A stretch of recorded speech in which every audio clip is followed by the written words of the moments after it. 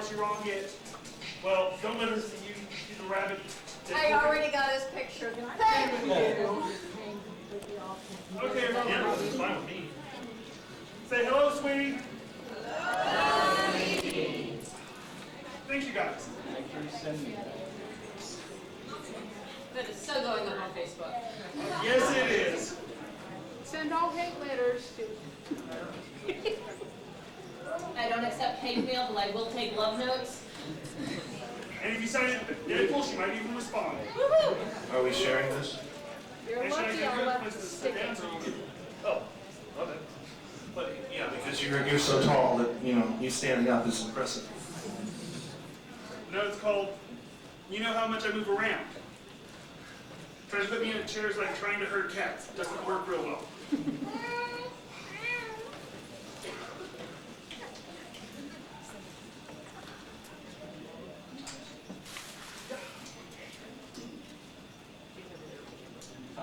Look at you all. This is awesome. Yeah. Robert England, who? You guys actually gave up Willie from V to see us. Or whoever that was, he played in Nightmare Cafe, which was one of my favorite shows that he ever did.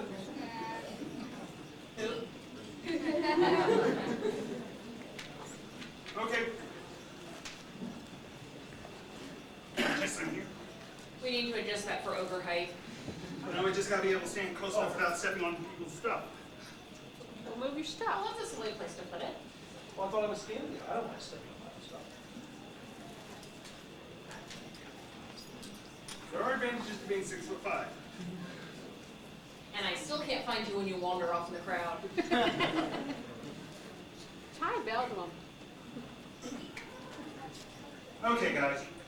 We still have a few minutes before we're technically supposed to start. So we're going to get our introductions out of the way so when 3 o'clock hits, we can start talking about the real stars of the show, the Daleks. I'm going to introduce my fellow panelists. I'm going to start with the ringleader of this circus, the professor himself, Mr. Burnham. I'm going to take this out of here because I don't like it down this level here. There we go, that's a lot better. Hi everybody, my name is Chris Burnham. I see at least one of my former students standing up at the wall. Hi Taylor, how you doing? I'm a public school teacher. I teach at Edison High School, I teach history, but I also run the Tulsa Doctor Who Viewing Society, and we meet twice a month, generally at the Hardesty Library, sometimes at the Martin East Library. I've been a Doctor Who fan since 1985, thanks to the gentleman on the far end of this table, who is my best friend and who got me into it by having conversations with another friend of ours on the school bus every morning, and I desperately wanted to know what they were talking about. So, and Ogre and I came up with these, is this still on? Okay. Ogre and I came up with these panel ideas essentially because we wanted to get into panels for free.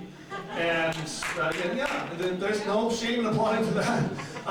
And so we came up with a way to get ourselves into these things. And over the course of several of these panels that we've done, we've incorporated several different people. We've got a couple of panel virgins on the panel here this time, but because they allowed us to have up to 6 people, I picked people I thought would contribute nicely.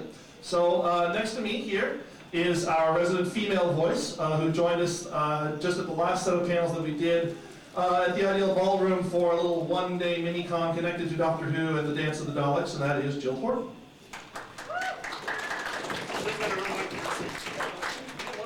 Oh good, I can help this all myself.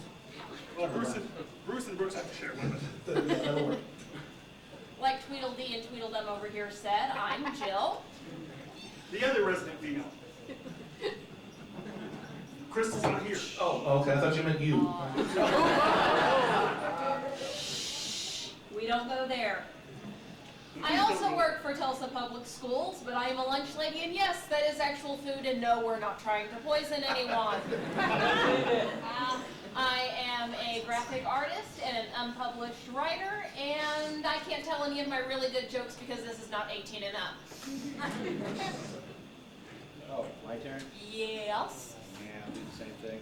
My name's Bruce Rich. I started the Tulsa Doctor Who Viewing Society in 1998. Love you. Thank you. Coordinated that for about 6 years, and I just said, Chris, it's your turn. So he's been taking it ever since. That's how I met Brooks. I just met Jill here on the stage for the first time. 2 minutes ago. 2 minutes ago. And Jay, who apparently had a name played up here. I'll just be the video guy here. Oh, okay. He's over there with the camera. He was one of our earliest members, and probably our most dedicated, I would say. Next to Chris. And one of the quietest. Yes, very quiet. Anyway, a little bit more about me. I used to own a biotech company, but that didn't work out, so now I'm managing and supervising an iron fabrication company where we make these massive iron doors, and some of them are about 4,000 or 5,000 pounds, so pretty fun. I'm just a family guy, nothing special. I'm a musician on the side, hobby. He's a VJ. Oh, I'm a VJ, and I'll be doing probably some video at the after party. Go watch his stuff, it's pretty awesome. He incorporates a lot of Doctor Who clips and prisoner clips. I know, I recognized those from the last time I was there. I'm glad somebody noticed. That's what I was there for. Brooks? I'm Brooks. I've been a fan since I was a kid. Watching Frankenstein, got scared, ran up to my dad, who was watching Doctor Who. And so I saw the rest of the episode. It ended on a cliffhanger, so I came back next week. Since this room is not bigger on the outside, if people could move towards the center, there are a lot of people standing. Come on, go ahead and sit on the floor in the front row. We don't mind at all. The floor is the best And row. we do have a few empty seats. Yeah, come on down, Tom. Good job. Know your enemy. Thank you, Doctor. We don't mind. Oh, I guess this is the part where I just introduce myself now. Yeah, if you haven't done that, I thought you would have already done that.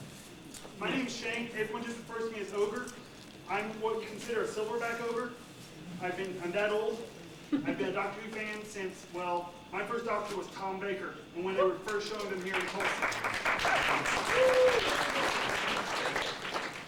And like I said, me and Chris decided, hey, we know enough about Doctor Who, and Doctor Who just came back on TV. Let's tell people about some of the older stuff. So we created a panel, Doctor Who 101. Which was when David Tennant had just taken over the role. So we've been doing a lot of education. To be able to get through it, Doctor Who 101 went from a 1 hour panel to a 1.5 hour panel to an 1.5 hour panel on just the Doctor, plus the companions, plus the monsters, to a 2 hour panel. And now we're having to break up monsters into different ones just so we can give them the proper treatment, love, and, well, proper ridicule they sometimes deserve. One of the things you're going to notice about our panel, and we want to get this out of the way really early, is We that we love Doctor Who. We truly do. I would not do a lot of the things that I do if I did not love the show. And I truly regard the Doctor as this great ideal of what people should be, and it tells stories about what the best of humanity can aspire to. Or what the worst of special effects can do. That said, yeah, some of those early stories are difficult for new fans, and some of those early stories were difficult for old fans, and that's sometimes what we like to go through here, because, you know, we recognize it too. I have a button that said, you call it low-budget, cheesy special effects, I call it Doctor Who. So we know where this came from, and we know what it became, and I love the fact that after 50 years, the show is finally getting worldwide, true, massive appreciation that it should have had such a long time ago. Maybe it would not have been taken off the air for such a long time if it had had this worldwide fan base, but that doesn't mean everything was perfect. Even the Daleks. But that's what you're here for, right, Daleks? You guys love Daleks? All right, so let's kick this off here. Daleks. There's a lot of them, aren't there? And there have been a lot of them in various forms over the 50 years. Some of them small, some of them with different appendages. Sorry, ladies, that's not what we're talking about. Oh, I should actually scan around here. There are children here, so I gotta be careful about what I say. And that's Remember, this is like your students, in the front Chris. row. Yeah, this is like my students, like Taylor, who would just be thoroughly mortified to see these. Yes. So yeah, they, you know, sometimes a Dalek just wants to go down the street, and you know, why you gotta all be all up in his grill and stuff? Okay, where do these things come from? When Doctor Who started, there were no Daleks. The very first story had nothing to do with Doctor Who was conceived as a show. Doctor Who was an educational television show. Sidney Newman, who's a Canadian working for the BBC, was approached and was told, we want to have a show that will educate young children into historical and scientific things. And so they wrote several scripts, which were historical based, but in between they wanted to couch this in some science fiction fare. So they said, we'll do a trade-off. We'll balance historical episodes with this bug-eyed monster of the week episode. So the first story they do is about cavemen. The doctor goes and he lands in 100,000 BC and there are cavemen and they discover fire and it's just amazingly boring. And he bashes one in the head with a rock. He does, and then sets fire underneath it and it's amazingly boring. And so the next show, at that point, a lot of the producers were like, oh man, this is not going to work. We've got 13 episodes to give this and it's going to be over and done with and no one will ever hear about this show again. Now we got this bug-eyed monster story. What are we going to do with this? Well, maybe we'll put it on and hopefully everyone will ignore it. They needed some bug-eyed monsters. So who do they go to get, well, first of all, sorry, I forgot this script. This is what I do because I didn't get to copy down my notes for that. So there was another joke I was actually going to put in there about, this is what Daleks, yeah. This is what people think the Daleks do. And well, one Dalek actually thinks she looks like that. Yeah. Okay, there's what I was actually heading for. This is the man responsible for the Daleks. At least one of them. This is Terry Nation. Terry Nation created many things for the BBC. He actually worked on a series here in America called MacGyver, late in his career. But early, he was responsible for creating the Daleks. Yay. He's responsible for creating Blake 7. Yay! I hate Blake 7. He's responsible for creating a series which I've never actually watched the original version of, but did watch the remake of, called Survivors. He is a product of his time. You have to understand that at the time Doctor Who came around, we were less than 20 years removed from World War II. And a lot of the imagery and a lot of the mentality that came from World War II seeded very heavily into Terry Nation's head. He remembered the stormtroopers, he remembered Hitler, he remembered the relentless march of the Nazis across Europe, and he couched a lot of that same mentality into many of the things that he did. So he came up with this creature that was to personify many of the negative aspects that he had seen. Now, it's not exactly fair to compare the Daleks to the stormtroopers directly, because Daleks are much worse. There's no rational, there's no reasoning, there's no shred of humanity to get them to back down. But on the surface, people find the easiest comparison to say is that the Daleks are the Nazi troops and Davros was Hitler.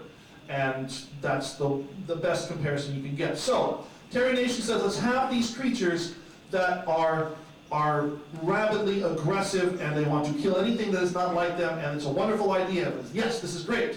So now we need someone to come up with what they're going to look like. And that's where Raymond Cusick comes in. He's the other creator of Daleks. It's also known that, anyone heard of Ridley Scott in here? Yes. Ridley Scott, who created Alien, who designed, or was responsible for the first Alien movie. At the time, in 1963, actually 62, he was one of the BBC designers, and he was initially approached to design the Daleks. However, scheduling issues ensued, and it went to Raymond Cusick. And we got the angry pepper pots. Yes. We almost got angry pepper pot with tongues. Ew. Raymond Cusick is the person who took the idea of this blob of hate and encased it in the shell that we all think of today as the standard Dalek, the Mark III travel unit, but we typically call a Dalek. And so with the idea of the creature and then with the encasement of the creature, there was just one more piece that was necessary, and that's where a device like this comes in. This is a voice ring modulator.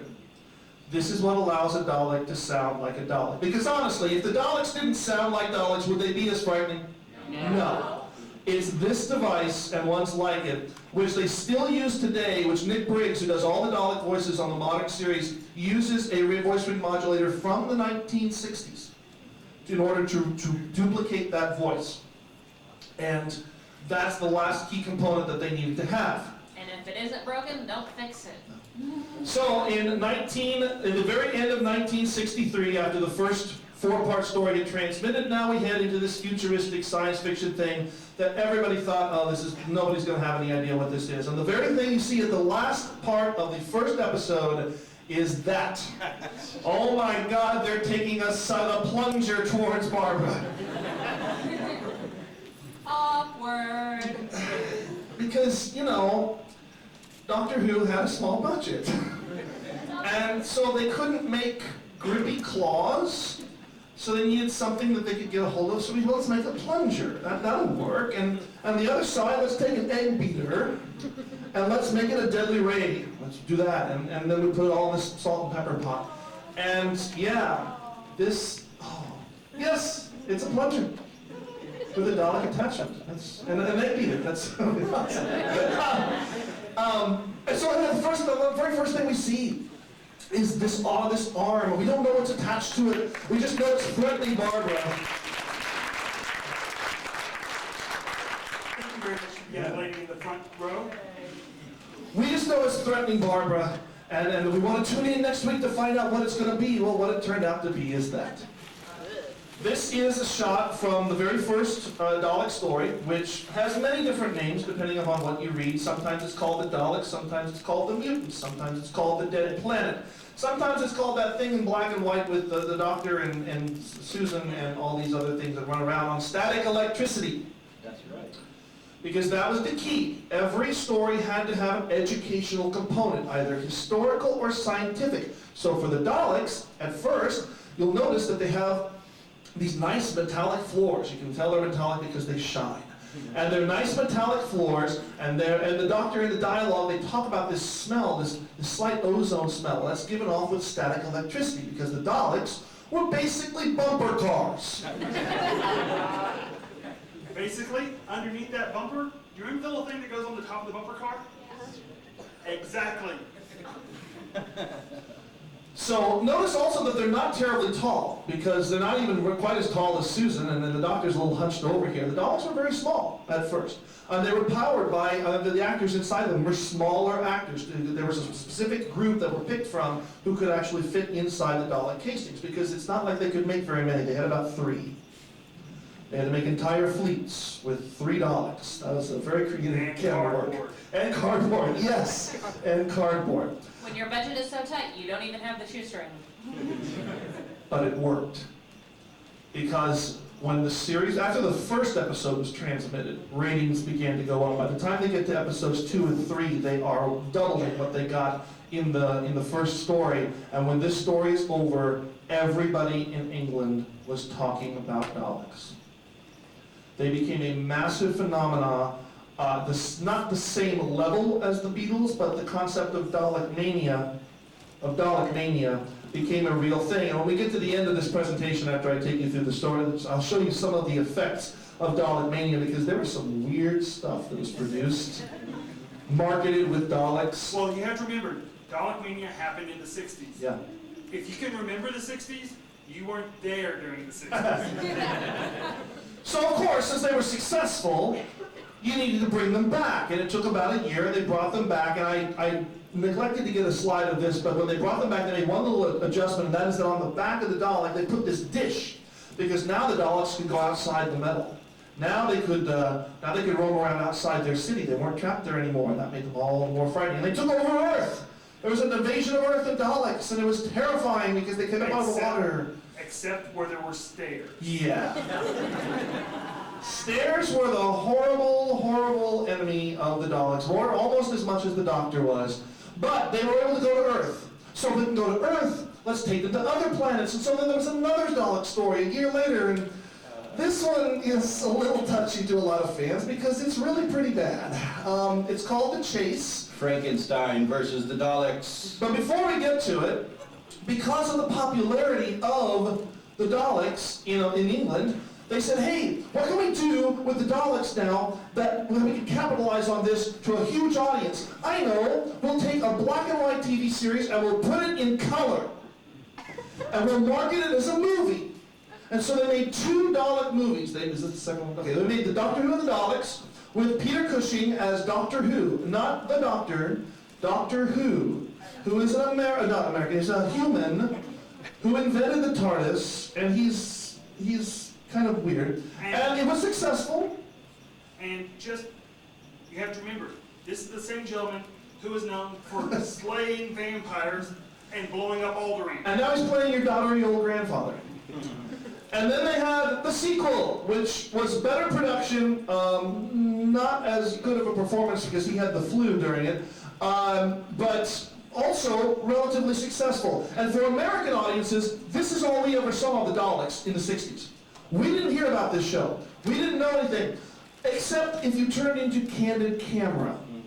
I have somewhere, and I tried to find it online so I could show you guys this because nobody ever believes that this exists unless they've seen me show it to them. In 1967, Alan Funt, for an episode of Candid Camera, recorded a sketch with 3 of the movie Daleks. Those movie Daleks are a little different. They have bigger eyelids and they have claws instead of a sucker. And he recorded a comedy sketch for Candid Camera with them. Didn't identify them as Daleks, and they didn't speak.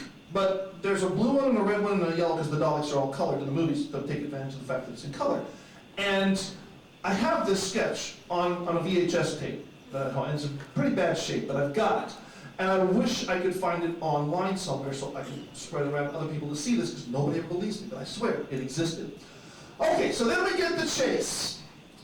That thing on the left was Terry Nation's attempt to duplicate the Daleks. So we got the Daleks, and we got the Doctor, but let's make something that's like the Daleks, except it's friendly. And so we come up with this thing called the Mechanoid. From planet Mechanus. Because they're really creative. Yes, but for us gamers, I see the Mechanoid and I'm like, It's okay, a which side? D20. I'm a different kind of geek. That's a primitive Pokeball.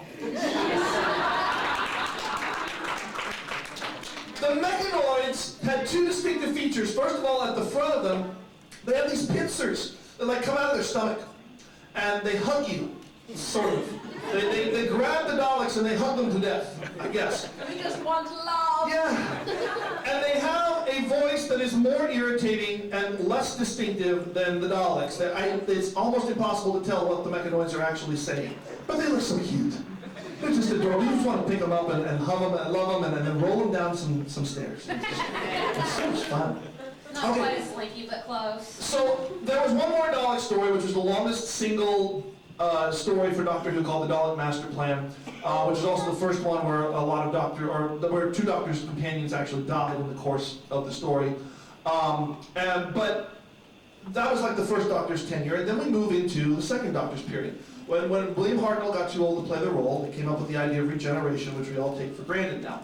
And the very first story that Patrick Troughton had was a Dalek story called Power of the Daleks, which is an amazing story that no longer exists, except for very small clips of it. But I've watched, they market these things called reconstructions. You can watch them online now, actually. And there was a guy who was assigned to take photographs of a video screen of the episode as it transmitted. His name is Raymond Cura. And these telesnaps have then been put together, and there's been some nice computer manipulation of them, and they have created what will stand in for a story, at least unless we ever recover these particular episodes. Yeah, and the audio portions of those, I can't remember his name, but it was a fan that literally rewired his TV set to a reel-to-reel. Fan captured the audio for most of those missing stories in the BBC. So we have every audio, but not every video. And so one of the ones that's totally missing, some stories are completely missing, others are just missing one episode. One of the stories completely missing is Pat Troughton's first story. And it's a shame because the story is awesome. The recon that I've watched and that Bruce gave me to watch is amazing. I desperately want this story to turn up one day because it's really, really good. This is a clip from the first encounter, which we do have actually that clip of the first encounter between the second Doctor and Polly and Ben and the Daleks, who, as you can see, because of their downturned eyes, they're either staring at their cell phones or they're deactivated. I'm not sure which, but there's one. Yeah. They're tweeting. In 1967, the second Doctor again encounters the Daleks, and this time we get this big, large thing on the left of the screen. This is an Emperor Dalek, the Emperor Dalek. This was, keep in mind, this is all before Davros was introduced. That idea had not come up yet. You had Daleks, And the idea was they had to have a leader, so let's make a super huge freaking Dalek. He's got big bumps and we cannot block. And he can't move. He is safely stored on Skaro, so nobody can get to him. And he's gigantic, and he talks in a big booming voice. Doctor, he's really slow and really deep, so that way you know he's in charge. But he can't move, and he doesn't seem to have any armaments, so I'm like, how did you get to be the Emperor? I mean, did you just happen to be born on that pedestal, or what, and encased up there? How did you do that? Did you get Are promoted you and my stuck? mummy? Did you get promoted and stuck in a sarcophagus? I mean, he gets to move his head. That's it. Everything else he's just hardwired in.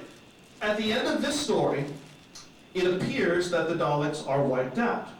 And this was intentional because Terry Nation had begun to understand exactly how much of a cash cow he had in his hands here. And he began to think internationally. He said, let's take this idea and let's take it over to America. And let's market a series in America that's just with the Daleks. No doctor. Let's just market the Daleks. And a series maybe with some freedom fighters or some group of space whatevers. Because Star Trek was around by that point. So we can put people in space and they can be fighting the Daleks and it will be tremendous. And we all remember that series, right?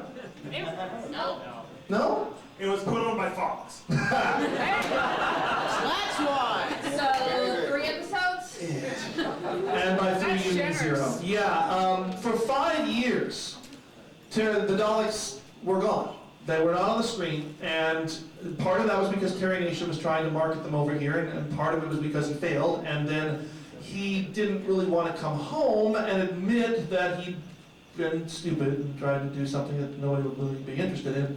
But finally, he was kind of brought to his senses, and when he was brought to his senses, by that time, there was a brand new era in Doctor Who, because you had not only a new Doctor, but you had color. And now you can see the Daleks in color. And they look gold and black. So expensive, So, yeah, not really impressive. And that's John Pertwee there, the third Doctor on the left. John Pertwee hated the Daleks. John Pertwee had no use for these little guys. They annoyed him tremendously to act with. There was nothing, John Pertwee liked to act with actors. He liked to work with people in masks, so that there was like a face to work with. And half masks, yeah. And so they gave the Daleks the Ogrons, who were just giant wrestlers in half masks. Hey, wait a minute here. Ogrons. Oh, okay. I mean, you're like fourth cousins or something. But there was nothing to act with as far as John was concerned here. And so he did 3 stories with them, and they're all incredibly, well, technically 4 stories with them. They're all basically non-memorable, except for this one. Because now you have an encounter with the Daleks and the Master. And this is the last story that Roger Delgado was in before he was killed. The original man. And he is the original Master. But he was the last story that he was in before being killed in an automobile accident. And the very last episode revealed that the Daleks and the Master were in this great cohesive thing to take over the universe, and then he's gone, and he's never heard from him again. He's Roger Delgado, as the Master's never heard from him again. And the second half of the story, the actual Dalek story, is really a rehash of Terry Nation's first Dalek story, just with different actors, but it's basically the same plot. So you can tell that they were running out of ideas by this point. Terry Nation was running out of ideas. The Daleks themselves looked like maybe they were running their course. They needed something fresh, something new, some new twist to the Dalek idea. Hey, let's do an origin story. Let's do an origin story. So let's completely rewrite the origin. Yeah, because the Daleks had an origin. The Daleks were evolved from this race called the Dolls, and they, not D-O-L, it's not a doll, it's the Daleks. No. Not at This first. was the Kalends. But at first, they were called the Dals, D-A-L.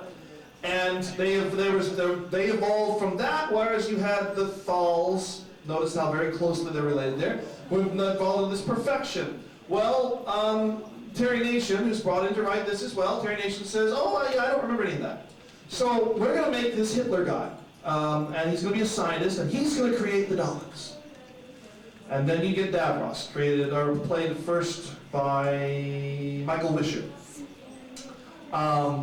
And Davros becomes a huge key component to what Doctor Who will, or what the Daleks will be for the second half of the classic series, because now they have a creator, now they have an actual leader, now they have this maniacal person, sort of person, who can be there to be their voice of their anger, and we see where it all came from. And They have daddy issues. yeah, Oh, yeah. big time daddy issues. But he's killed at the end, which explains why we never see him in all those earlier stories. They killed Davros.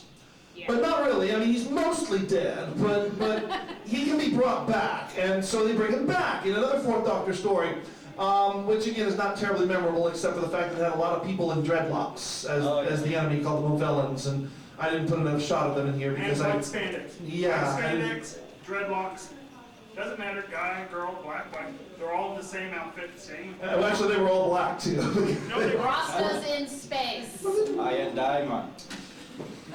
So then, after that, we get the 1980s, and the 1980s is a bit of a dead period for the Daleks, for a lot of it, until you get towards the end of Peter Davison's time, and then you get one Dalek story per Doctor. And you start to talk about this conflict. The Daleks in Peter Davison's story, this is the other problem, is they all start with almost resurrection of the Daleks. The Daleks need Davros back in order to lead them on to this greatness, and they have taken him off to put him on trial, and now they need him back. He's been frozen, and now he's unfrozen, something like that. And He's leftovers that's been reheated. the only reason that I even put this in here is because it's the start of that storyline, and the Daleks actually are so horrendous, and they're squirting toothpaste. You can't really see it in the picture, but they're squirting toothpaste out of their little gill side things here. We hope. Well, yeah. They make Tegan so completely offended at all the deaths she sees that she leaves. And it takes a lot to offend Tegan, so they must have done a really horrible job at what they did. Speaking of horrible jobs, We're not going to talk about this outfit. Oh well. I really just want you to focus on the right-hand side. And don't look at the Doctor, and try not to look at Perry as attentive as it. I know, I really like to look at Perry too. But Here. over there, because you'll notice the Dalek is pure white.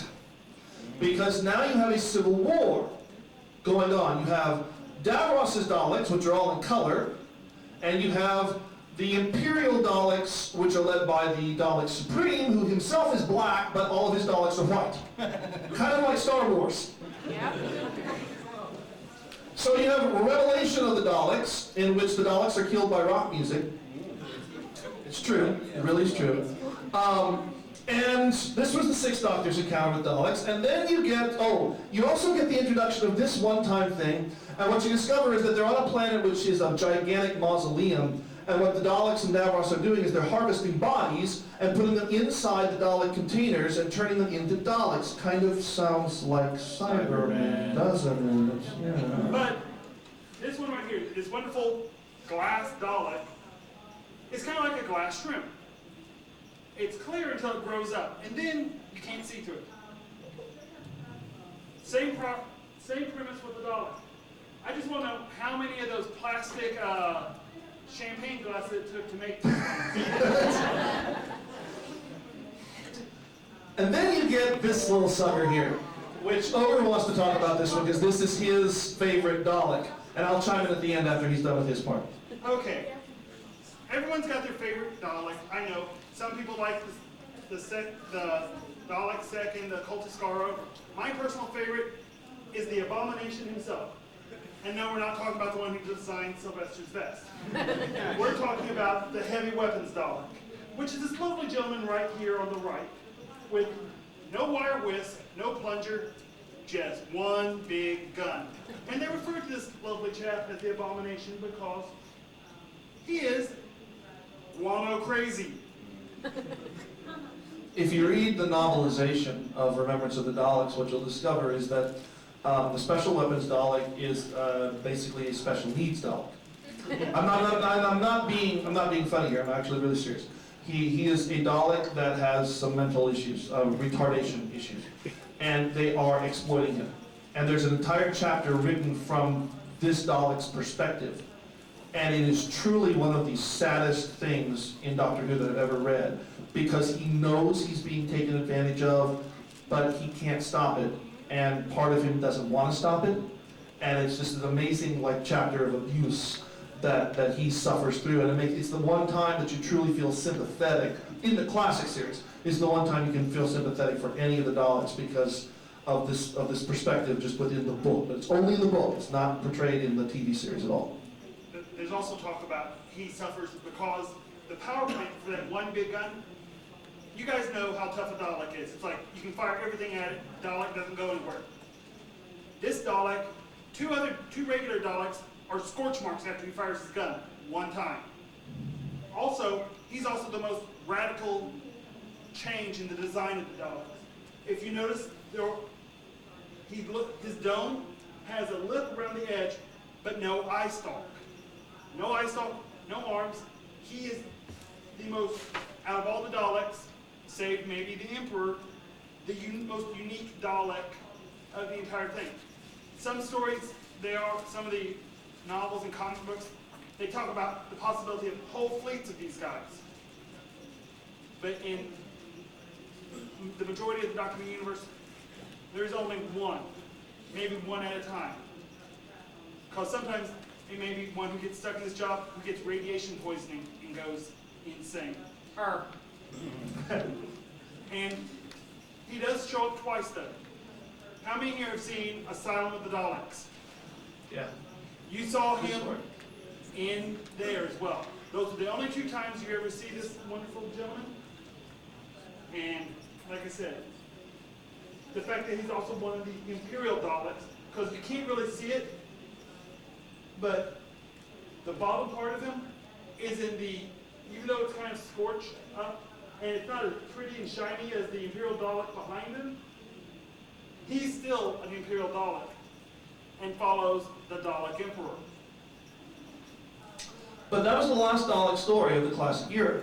And then Doctor Who went off the air for various reasons in 1989. And while it was kept alive in the magazines and a whole series of books, and there were many books about Dalek adventures as well, that incorporated the Daleks, although those all had to be negotiated through Terry Nation and eventually through his estate, you kept the Daleks around.